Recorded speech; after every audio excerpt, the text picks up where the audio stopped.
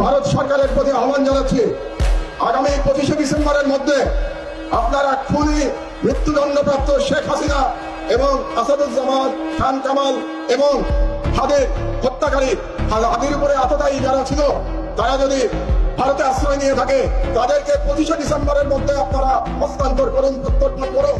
তাহলে আমি হাদির রক্তের কসম দিয়ে বলছি, বাংলাদেশের প্রতিটি ভারতীয় প্রতিষ্ঠানের বিরুদ্ধে আমরা প্রতিরোধ সংগ্রাম করব।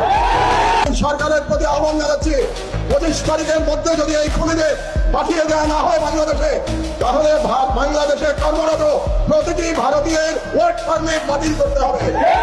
রাজনৈতিক দলগুলোর উদ্দেশ্যে আমি বলতে চাই, অনেক রাজনৈতিক নেতা বলে থাকেন যে ভারতের সাথে বন্ধুত্ব করা ছাড়া নাকি ক্ষমতায় যাওয়া যায় না, কিংবা ক্ষমতায় গেলেও টিকে থাকা যায় না। ভারতের সাথে বন্ধুত্ব করে যদি ক্ষমতায় টিকে থাকা যেত, তাহলে শেখ হাসিনাকে পালিয়ে ভারতে আশ্রয় দিতে হতো না।